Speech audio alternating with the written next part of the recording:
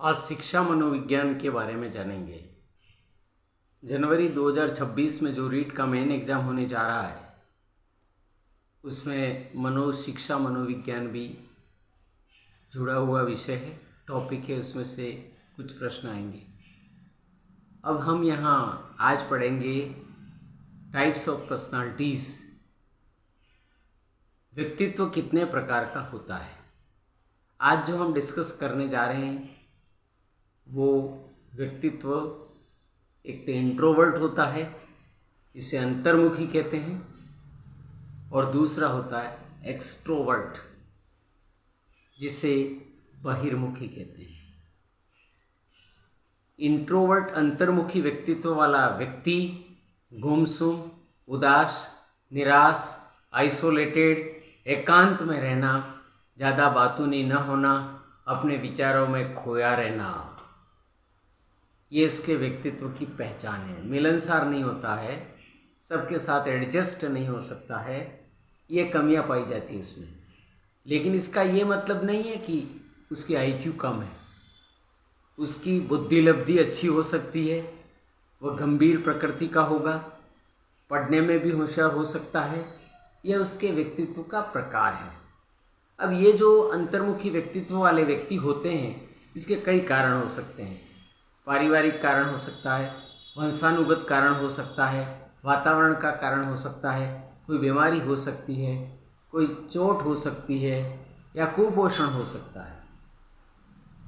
दूसरे प्रकार का जो व्यक्तित्व है वह एक्सट्रोवर्ट है, जिसे बहिर्मुखी कहते हैं।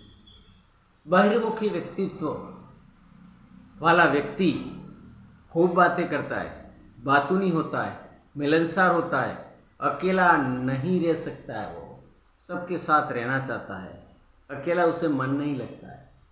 वो पढ़ाई में भी सबके साथ पढ़ाई करना चाहता है, ग्रुप डिस्कशन करना चाहता है, पढ़ने में रुचि लेता है, अपनी बात को छिपाए हुए नहीं रखता है। वो आउटस्पोकन होता है, टॉकेटिव होता है और सब कुछ एक्सपोज कर देता है। इसका मतलब ये नहीं कि वो पढ़ने में उसकी बुद्धि लब्धि कमज़ोर हो, ऐसा नहीं। उसकी बुद्धि लब्धि अच्छी हो सकती है, अच्छा होता है, क्योंकि अपने विचारों को वह दबा रखे, ऐसा नहीं है। सकारात्मक होता है, ये अंतर्मुखी भी सकारात्मक होता है, ऐसी बात नहीं है। लेकिन बहिर्मुखी व्यक्तित्व का जो धनी होता है वो सकारात्मक होता है, दूरदर्शी होता है, चिंतनशील होता है और भविष्य के बारे में सोचता है। वर्तमान में जीता है, भविष्य के प्लान बनाता है। दोनों व्यक्तित्व अपनी अपनी जगह अच्छे हैं।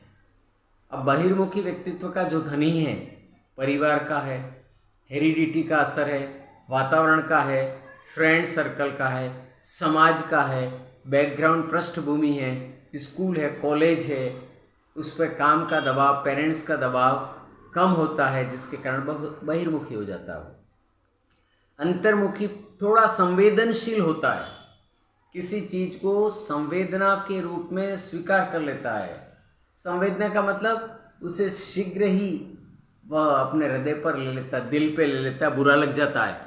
जबकि जो एक्सट्रोवर्ट होते हैं वो मस्त मौलाना होते हैं, वो गायककार होते हैं, संगीतकार होते हैं, खूब एक्सपोज करते हैं अपनी बातें।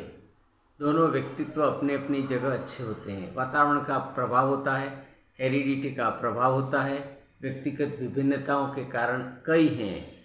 इनमें प्रमुख ये कारण स्कूल का एनवायरनमेंट है, घर का एनवायरनमेंट है, परिवार, माहौल, समाज का, उसकी फ्रेंडशिप का, ये सब जो कारक हैं वो सब प्रभावित करते हैं।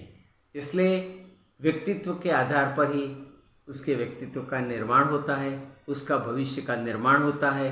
भविष्य के रोजगार के बारे में वह सोचता है, आशावादी होता है, दोनों व्यक्तित्व आगे बढ़ने की कोशिश करते हैं। प्रतिस्पर्धा का भाव दोनों में होता है, लेकिन दोनों व्यक्तित्व अपनी अपनी जगह अच्छे होते हैं। धन्यवाद।